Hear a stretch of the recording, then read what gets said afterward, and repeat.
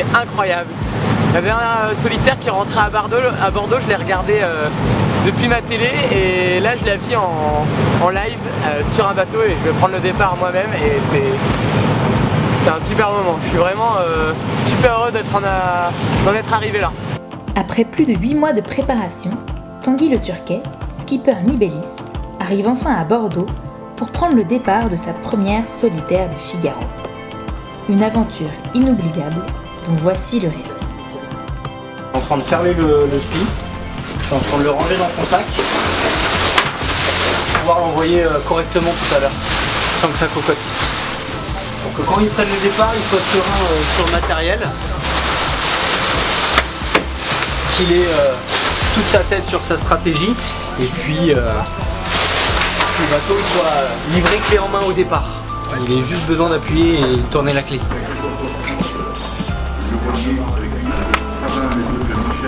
Directement sur la cabane, pas sur le bout.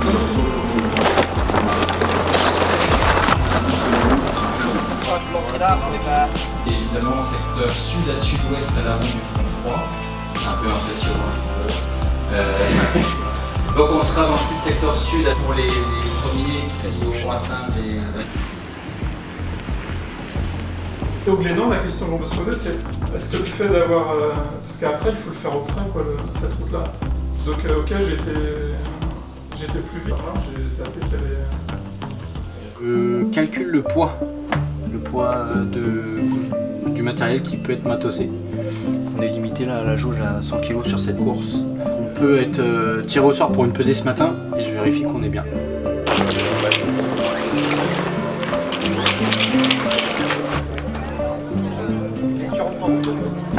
Ok, ceux-là ils sont tous bons Lolo. Petit truc de dernière minute. Qu'est-ce qu'il y a ?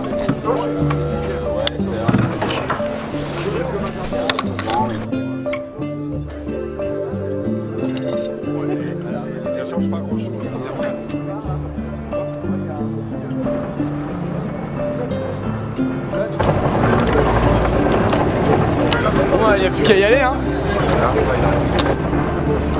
Une petite émotion, un petit pincement au cœur. Il y a une jetée, et tu vas aller au bout de la jetée qui est là-bas.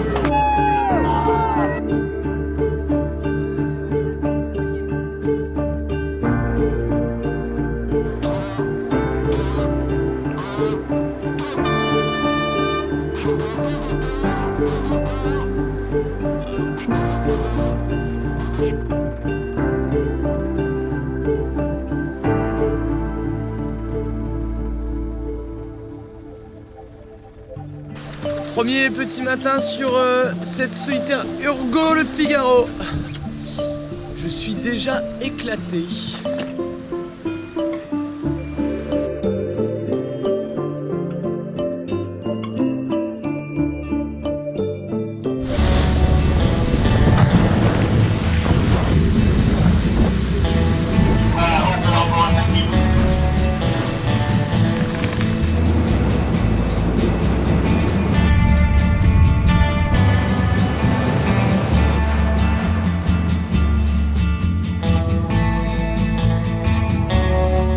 C'était hyper sport. Je m'en souviendrai de ma première étape de ma première solitaire, c'était salé. J'ai le visage brûlé là par le sel, c'était vraiment bourrin. En fait je me rendais pas bien compte là quand on était dans le front avec 50 nœuds, mais maintenant que ça se calme un peu, c'était vraiment la guerre. C'était génial, super content d'être là. J'ai rien cassé sur le bateau, donc je pense que je vais pas naviguer en bon régatier mais en bon marin. Donc voilà, le bateau est là et je peux continuer de faire le reste de la solitaire, donc c'est plutôt une bonne nouvelle.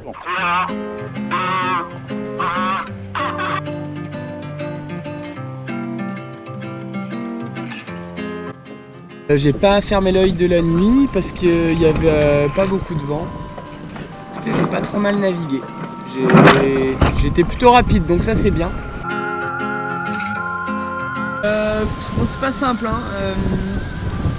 J'ai bagarré toute la nuit pour essayer de garder un petit latéral dans l'ouest là pour récupérer à chaque fois du vent un peu plus fort que mes concurrents et en fait il s'avère que ça a été inefficace. Alors j'ai bien réussi à avoir mon petit latéral dans l'ouest, ça je l'ai bien fait, mais par contre il m'a coûté cher, donc là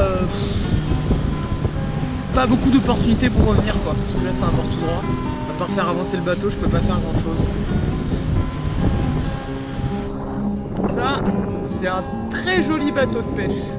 On n'a pas le même maillot, mais on a la même passion.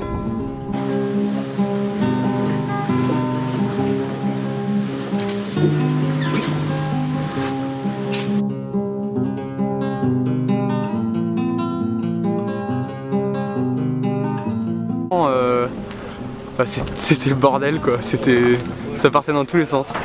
Et là je suis complètement éclaté, je pourrais même pas dire comment je me sens tellement je suis fatigué. J'ai pas dormi pendant 4 jours là. Tu dors, tu perds. Ça rechauffe. Ils disent qu'ils vont pouvoir étendre mais ils vont pas la mettre, enfin je doute qu'ils la mettent là pour envoyer tous les bateaux dans les cailloux, ça serait quand même... Il y a toujours à faire, mais à un moment il faut prendre la décision de dire on arrête et on met le bateau en configuration course.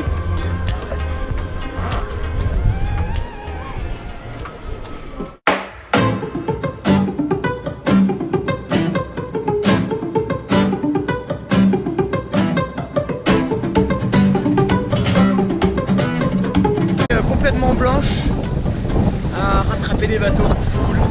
J'ai bien navigué là, j'ai rattrapé pas mal de bateaux donc c'est plutôt une bonne chose. Et là on tire des bords, il reste une trentaine de milles avant l'arrivée. Je suis un peu éclaté mais bon il y a un beau lever de soleil donc c'est vraiment top.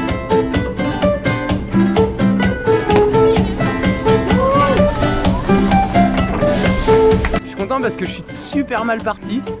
J'ai eu un gros problème au départ et puis bateau par bateau je suis revenu et c'est cool, c'est super, je suis super content. Ah, ça fait plaisir. Ouais, ça fait du bien, ça fait vraiment du bien. Monte pas trop, ils vont pas vite.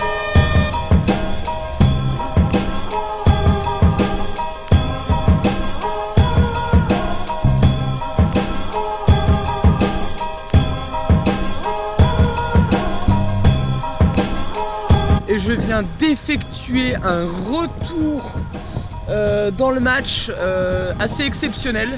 J'ai fait un petit coup à la pointe de Pinmar et je suis revenu directement avec le groupe de tête. Trop bien, trop bien.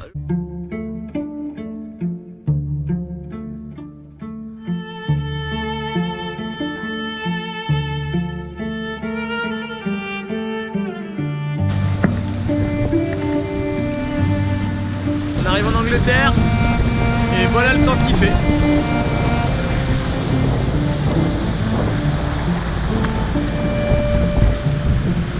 C'est la fin de la 4e étape qui a été un pur échec pour moi. J'ai eu que des emmerdes. J'ai passé la moitié de la course avec des casiers et des filets de pêcheurs dans la quille et... Putain, je suis dégoûté là. Je suis fatigué et j'ai été nul, j'ai pas eu de chance et les deux cumulés c'est une catastrophe quoi. Je gâche tout sur des mauvaises décisions, il n'y a rien qui marchait, il n'y a rien qui fonctionnait. Tout fait à l'envers, tout fait à l'envers. Je pouvais pas plus tout faire à l'envers que ça. La 4e étape de la solitaire se finit sur une moins bonne note toute relative pour le skipper de Nibélis. Déçu par ses erreurs et frustré par son manque de réussite après 3 étapes si prometteuses. Et pourtant il le sait, la course au large est de ces disciplines exceptionnelles où les valeureux concurrents sont seuls pour tenir le cap, quel que soit leur état. Parfois influencés par la fatigue ou abandonnés par leur lucidité, mais toujours nourris par la passion et quoi qu'il en soit, suivis pendant de longues années par le souvenir d'instants magiques. Alors c'est sûr, en étant 16e au général après plus de 10 jours en mer au cumulé pour sa première participation à la solitaire, Tanguy a nécessairement fait le plein d'images inoubliables, pour au moins une année, jusqu'à la prochaine solitaire. My love has come.